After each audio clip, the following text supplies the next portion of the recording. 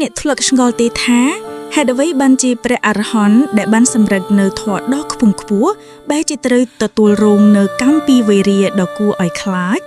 តើអ្វីទៅជាមូលហេតុដែលធ្វើឲ្យព្រះចក្ខុបាលថេរត្រូវខ្វាក់ភ្នែកទាំងគូតើវាជាកម្មពីអតីតជាតិឬជាការបដិបត្តិធម៌ដ៏តឹងរឹងរបស់លោករឿងរ៉ាវរបស់ព្រះចក្ខុបាលថេរនឹងបង្ហាញអ្នកអំពីអានុភាពនៃកម្មផលនិងសារៈសំខាន់នៃចិត្តគំនិតរបស់យើងក្នុងការរស់នៅសូមតាមដានទាំងអស់គ្នាដើម្បីស្វែងយល់ពីចម្លើយកម្មផលដ៏គួរឲ្យចាប់អារម្មណ៍នេះសូមជូននាទីធម្មទានអប់រំចិត្តនិងចំណេះដឹងទូទៅរៀបរៀងវីដេអូសំឡេងជាធម្មទានដោយភិក្ខុទេវមុនីទេពពិទូគង់នៅវត្តទូលព្រះរាជាឃុំពោធិបានស្រុកកោះធំខេត្តកណ្ដាល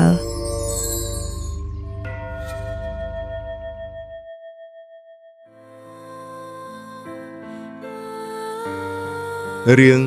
ព្រះចក្ខុបាលថេរព្រះបរមសាស្តាទ្រង់ទេសនាប្រារព្ធព្រះថេរៈឈ្មោះចក្ខុបាលកាលពីព្រះថេរៈអង្គនេះលោកនៅជាគ្រឹះហោះមិនទាន់បានសាងភ្នួរនោះលោកបានទៅស្ដាប់នៅព្រះធម្មទេសនារបស់ព្រះពុទ្ធជាម្ចាស់ហើយការសេចក្តីជ្រះថ្លាក្នុងព្រះធម្មទេសនានោះយ៉ាងក្រៃលែងមានចិត្តប្រាថ្នាចង់បួសជាភិក្ខុក្នុងព្រះពុទ្ធសាសនាលុះត្រឡប់មកផ្ទះវិញក៏បានប្រគល់ទ្រព្យសម្បត្តិទាំងអស់ឲ្យដល់ប្អូនប្រុសរបស់ខ្លួនស្រេចហើយទើបសុំលាប្អូនទៅបួសក្នុងសំណាក់ព្រះបរមសាស្តាលុះបួសបាន5ព្រះវស្សាហើយលោកក៏បានចូលទៅក្រាបថ្វាយបង្គំសូមរៀនព្រះកម្មដ្ឋានជាមួយនឹងព្រះសម្មាសម្ពុទ្ធបន្ទាប់មកក៏បានក្រាបថ្វាយបង្គំលាព្រះអង្គទៅបំពេញសមណធម៌នៅក្នុងទីកន្លែងមួយដ៏ស្ងាត់ព្រមជាមួយនឹងភិក្ខុសង្ឃ60រូបជាបរិវារព្រះថេរៈលោកមានសេចក្តីព្យាយាមយ៉ាងខ្លាំងក្លាបំផុតនៅក្នុងការប្រតិបត្តិធម៌លោកបានតាំងចិត្តសច្ចាធិដ្ឋានថាអាត្មាអញនឹងមិនសឹងរហូត3ខែនៅក្នុងរដូវភ្លៀងនេះក្នុងវស្សានោះរោគក្នុងភ្នែកក៏បានកើតឡើងដល់ព្រះថេរៈគ្រូពេទ្យបានមកជួយព្យាបាលរោគប្រគេនព្រះថេរៈហើយឲ្យព្រះថេរៈសឹងបន្តក់ថ្នាំតាមភ្នែកតែព្រះថេរៈមិនព្រមសឹងបន្តក់ថ្នាំតាមលោកគ្រូពេទ្យប្រាប់សោះព្រោះលោកបានតាំងចិត្តស្រេចហើយថានឹងមិនសឹងរហូត3ខែព្រោះហេតុនោះរោគខ្មុងភ្នែកក៏រឹងរិតតែរកម្មធ្ងន់ខ្លាំងឡើងជារៀងរាល់ថ្ងៃមិនយូរប៉ុន្មានភ្នែកទាំងទ្វេរបស់ព្រះថេរៈក៏បានបែកធ្លាយខ្វាក់ងងឹតឈឹងមើលអ្វីលែងខឿងទាំងអស់ហើយព្រមគ្នាជាមួយនឹងកៅបានសម្រេចជាព្រះអរហន្តសុខវិបស្សកៈលុះដល់ថ្ងៃបវារណាចេញវស្សាហើយព្រះចក្ខុបាលថេរបានចម្រើនពរលាញាតិញោមឧបាសកឧបាសិកាដើម្បីនឹងទៅគាល់ព្រះបរមសាស្តាដែលព្រះអង្គប្រថាប់គង់នៅក្នុងវត្តចេតុពន្ធមហាវិហារទៀបក្រុងសាវត្តីនៅក្នុងរាត្រីនៃបច្ឆមយាមក្រោយពេលដែលភ្លៀងរាំងហើយព្រះថេរៈបានដើរចង្គ្រុំទៅមកជន់សัตว์មេភ្លៀងស្លាប់អស់ជាច្រើនព្រោះលោកមឿនមិនឃើញហើយក៏មិនមានចេតនាគិតនឹងធ្វើឲ្យសัตว์មេភ្លៀងទាំងនោះស្លាប់ផងដែរស្អែកឡើងពេលព្រឹកព្រលឹមក៏ស្រាប់តែមានអគន្តុកភិក្ខុជាច្រើនរូបបានចូលទៅមើលកន្លែងព្រះចក្ខុបាលថេរហើយបានឃើញសត្វមេភ្លៀងជាច្រើនស្លាប់ពាក់ពេញទីចង្ក្រមរបស់ព្រះថេរៈក៏បានត្មះទេសដៀលលោកដោយប្រការផ្សេងស្រេចហើយក៏នាំរឿងនេះទៅក្រាបទូលថ្វាយដល់ព្រះបរមសាស្តាទ្រង់ជ្រាបព្រះបរមសាស្តាទ្រង់ត្រាស់ពន្យល់ដល់ភិក្ខុទាំងនោះថាមនាភិក្ខុទាំងឡាយមរណចេតនាគឺចេតនាគិតនឹងសម្លាប់មិនមានសោះឡាយ ដល់ព្រះថេរៈដែលជាព្រះអរហន្តខៃណាស្រោប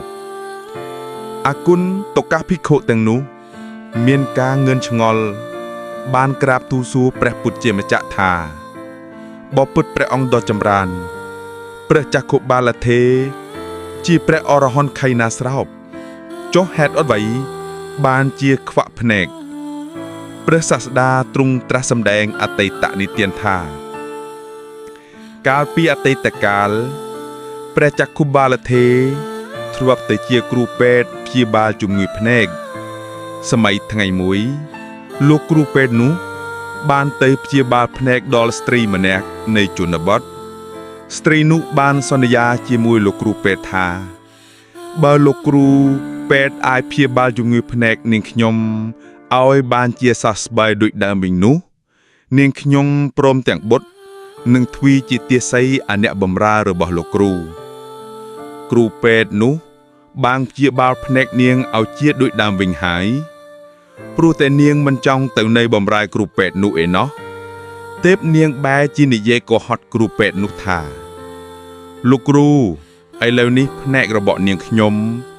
វាមិនបានជាទេវារឹតតែឈឺលើដើមទៅទៀតចំណែកគ្រូពេទ្យបានដឹងថានាងពិតជានិយាយកុហកដូច្នេះហើយក៏មានចិត្តក្រោធខឹងយ៉ាងខ្លាំង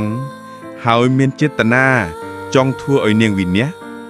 ទើបសំថ្នាំពេសឲ្យនាងលាបធ្វើឲ្យភ្នែករបស់នាងខ្វាក់ទាំងគូមើលអ្វីលែងឃើញទាំងអស់ហើយព្រោះបាបកម្មដែលព្រះចក្ខុបាលថេរបានធ្វើឲ្យស្ត្រីនោះខ្វាក់ភ្នែកទាំងទ្វេដោយចេតនានោះឯងបានជាព្រះថេរៈត្រូវតែទទួលនៅបាបកម្មនោះវិញគឺត្រូវតែខ្វាក់ភ្នែកនៅក្នុងជាតិនេះដូច្នេះហើយទើបទ្រង់ត្រាស់នៅព្រះកថានេះថាធម៌ទាំងឡាយមានចិត្តជាប្រធានមានចិត្តប្រសើរបំផុតសម្រេចមកអំពីចិត្តបើបុគ្គលមានចិត្តត្រូវទោសៈប្រឌុសាហាយហើយទោះបីនិយាយក្តីធ្វើក្តីក៏អាក្រក់ដែរព្រោះអំពើអាក្រក់នោះឯងសេចក្តីទុក្ខរមែងដេញជាប់តាមក្រោយបុគ្គលនោះដូចជាកង់រទេះវិលតាមដានជើងគោដែលអូសនឹមរទេះយ៉ាងដូច្នោះឯងរឿងនេះបានបង្រៀនយើងថាអ្វីៗដែលយើងនិយាយឬធ្វើគឺកើតចេញពីចិត្តរបស់យើងទាំងអស់ព្រះពុទ្ធបានបកស្រាយយ៉ាងច្បាស់អំពីហេតុផលដែលព្រះចក្ខុបាលថេរខ្វាក់ភ្នែក